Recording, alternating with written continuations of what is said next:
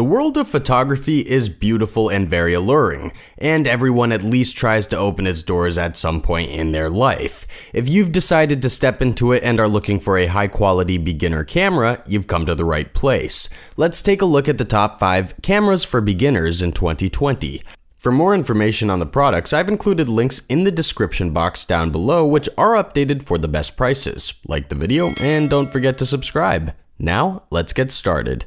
Most beginners start off with a budget model, and rightly so. There are so many features a camera comes supplied with, and getting familiar with the basics is usually easier if you don't have to pay an arm and a leg for it.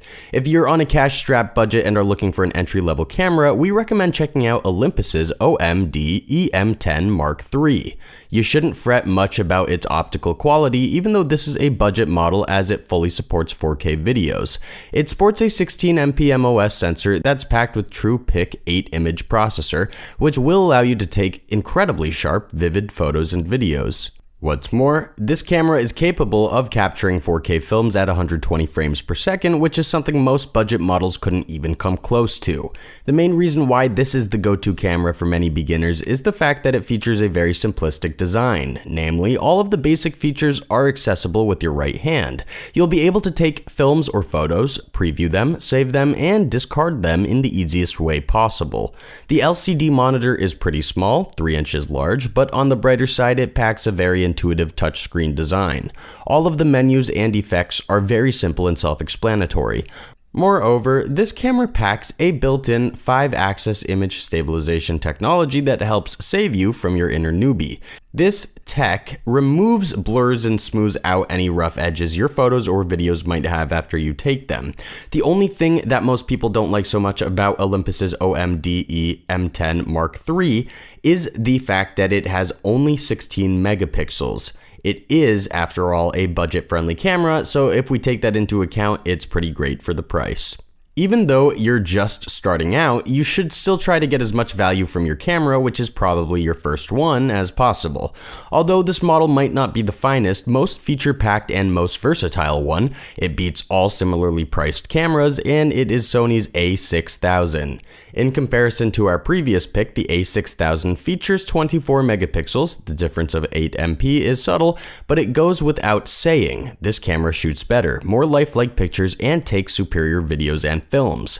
Furthermore, Sony's A6000 rocks an advanced APS-C CMOS sensor. If you're not too familiar with active pixel sensors, APCs, the quality ones can recognize and photo detect a higher amount of pixels, and they're an absolute necessity if the camera, such as A6000, features a high number of MPs. It's slightly inferior to the Olympus model in terms of high-speed shooting as it sports 11 frames per second, whereas Olympus OMD EM10 Mark III offers 12, but again, this is a very subtle difference that most beginners wouldn't even recognize. Compatibility-wise, Sony's Alpha A6000 works perfectly well with Windows Vista SP2, Windows 7, Windows 8, Windows 8.1, and Mac OS X. This camera features a 3-inch tiltable LCD screen with approximately 921,000 dots and an OLED viewfinder. It boasts full coverage and roughly 14 million dots, which is pretty advanced for a beginner-grade camera. It also sports a memory card, but it's pretty hard to remove it due to the fact that it was placed in a relatively bad location. Furthermore, there are slightly more menus, which means that there's just a tad more versatility to expect, but they're not as well organized. What most people like the most about Alpha A6000 are its convenient compact size, picture quality, and the automatic bracketing. The latter is actually one of the biggest benefits this camera can offer, especially if you intend to take photos or clips in a poorly lit environment. However, there's one thing that even beginners find as annoying, and that Sony's resolved with later versions in the Alpha series, the flash. Namely, the integrated flash is very weak, and it's only usable at very close ranges. The only way to get rid of this flaw is to upgrade your A6000 with external flash, but that also means that you'll have to invest a bit more money. At the end of the day, Sony's A6000 is an exceptional camera for an up-and-coming photographer, hobbyist, or enthusiast. It offers plenty of utility features, it's versatile, and it's pretty powerful in terms of raw MP strength. Beginner photographers usually don't know the difference between mirrorless and other camera types, so before getting to the XT200, let's briefly explain what you should expect from one. Generally speaking, mirrorless cameras are light, compact, and ideal for rapid photo shooting. If that's something you're looking for, we recommend checking Fujifilm's XT200 out. In comparison to our previous picks, Fujifilm's XT200 features a bigger 3.5-inch vari-angle widescreen display. This is an LCD touchscreen display that can be rotated and opened or closed up to 180 degrees, which basically means that you'll be able to handle the camera significantly easier. Furthermore, Fujifilm's XT200 features the exquisite on-sensor phase detection system complemented with the enhanced prediction algorithm software. Simply put, you don't need to have steady hands and be well-versed in shooting angles and distances to take a professional photo or clip. This camera also sports a top-shelf Face ID detection technology that greatly improves the quality of zoomed-in shots.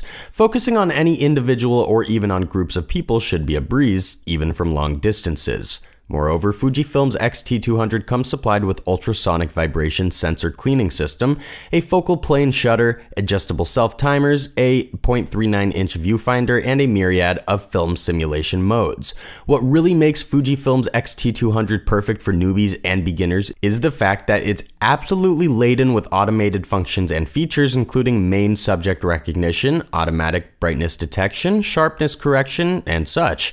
Again, these are all features that aim to improve the quality of pictures and films by automatically correcting the parameters you'd have to otherwise input yourself. Lastly, let's touch back on the beginner friendliness of this camera. It features a very simple outline of controls and settings, and it's pretty safe to say that it's among the easiest cameras to use within the price point category. Speaking of which, it is slightly more expensive than average, but it's still pretty affordable. Overall, you'll get a big LCD touchscreen, a simple configuration of features, great image quality, and a ton of automatic features straight out of the box. If you're a beginner who is looking for a mirrorless camera, it doesn't really get much better than Fujifilm's XT200, so we warmly recommend that you try it out. We've just seen what one of the finest mirrorless cameras looks like, so now it's time to visit the opposite end of the spectrum, DSLR cameras. In a nutshell, DSLR cameras are slightly bulkier, a bit more complex, maybe slightly less beginner-friendly, but they are also much more versatile and customizable. Beginners who manage to find a quality DSLR camera usually stick with it for years, mainly because it's easier to upgrade an existing high-quality model with additional accessories or lenses than it is to save up enough money for a substantial upgrade. If you're looking for a keeper DSLR camera, we suggest Canon's EOS Rebel SL3. First of all, this camera sports 24.1 megapixels, which basically means that it's the sharpest model on our list so far. Megapixels do not amount to much on their own though, so let's take a look at what else makes this camera so great. The Canon EOS Rebel SL3 features a dual-pixel CMOS autofocus system with phase detection integrated into the imaging sensor. In plain words, this means that this camera combines image detection, image tweaking, and image processing, which further means that you'll need to use less features to get the same results. Furthermore, this camera model features a 63-zone dual-layer sensor packed with the evaluative technology as its main mode of exposure control. It also sports a pentamirror viewfinder with approximate coverage of 95%. One of the coolest features of Canon EOS Rebel SL3 is the vari-angle 3-inch clear view 2 TFT touchscreen display that features quick control screen and camera settings as its main display options. Some beginner models struggle with the flash feature they come supplied with, but the same cannot be said for Canon EOS Rebel SL3. It rocks a built-in 9.8 ISO flash that has an effective range of up to 100 meters. In conclusion, this is one of the most versatile cameras a beginner can have, and the sheer fact that its customization potential is nearly limitless speaks volumes about its quality. We're pulling the curtain down with Nikon D3500 as our best overall pick. Surprisingly enough, this is a budget camera that just so happens to perform substantially better than similarly priced models.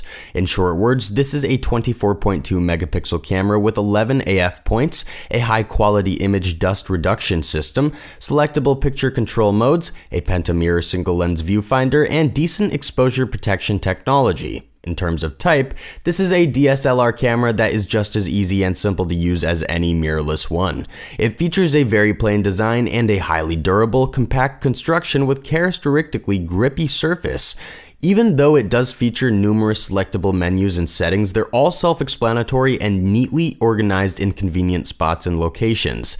The only thing that people don't seem to like too much about it is the lens. Namely, it's pretty limited and almost unusable in poorly lit situations, but it generally does the job pretty great.